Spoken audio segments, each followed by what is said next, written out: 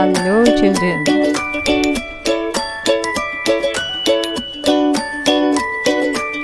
Welcome back to your geography class. Let's continue chapter 6 under the heading Factors Affecting Distribution of Population. Let's start. So, the first factor is topography. Before knowing anything else, we should know what is topography.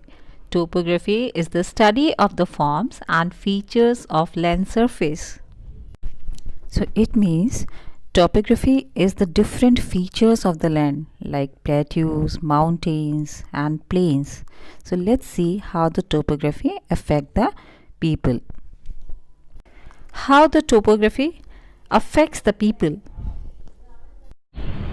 People always prefer to live on plains rather than mountains and plateaus because these areas are suitable for farming, manufacturing and service activities. The Ganga plains are the most densely populated areas of the world, while mountains like Andes, Alps and Himalayas are sparsely populated. Sparsely means less in number. Very few means very few people used to live on mountains because buildings can't expand in all directions due to slopes and elevations. Next factor is climate.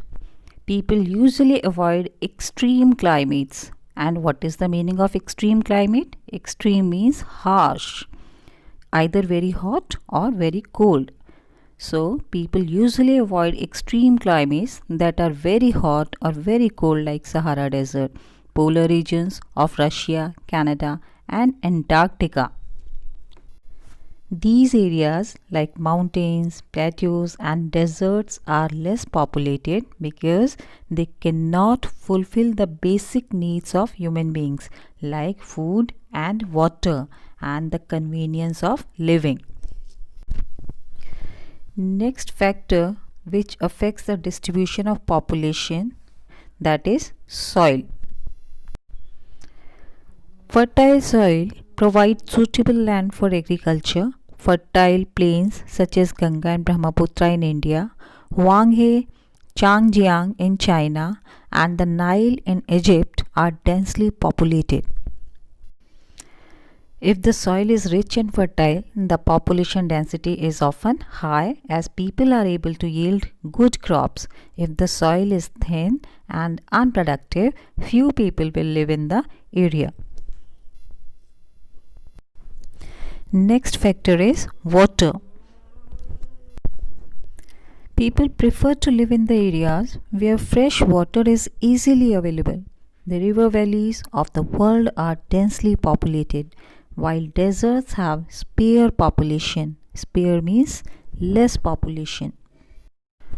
So it means access to a fresh supply of water is vital for determining the density of an area's population.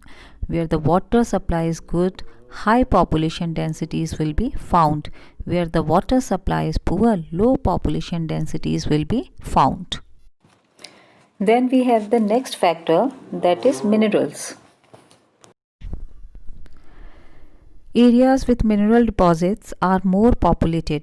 Diamond mines of South Africa and discovery of oil in the Middle East lead to settling of people in these areas.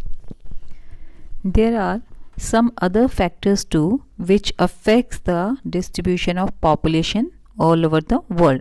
They are like social, cultural and economic factors.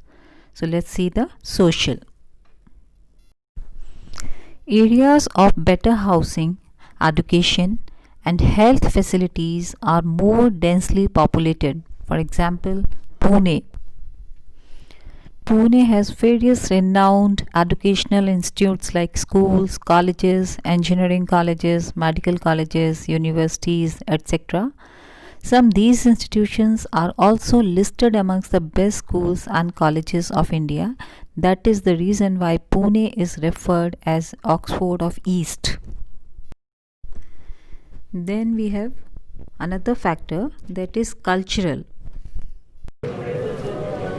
Places with religion or cultural significance attract people. Varanasi, Jerusalem, and Vatican City are some examples. Jerusalem is a city located in modern day Israel and is considered by many to be one of the holiest places in the world. Jerusalem is a site of major significance for the three largest monotheistic religions, Judaism, Islam, and Christianity. And both Israel and Palestine have claimed Jerusalem as a capital city. Then we have last factor according to your book, that is economic. Industrial areas provide employment opportunities. Large number of people are attracted to these areas. Osaka in Japan and Mumbai in India are two densely populated areas.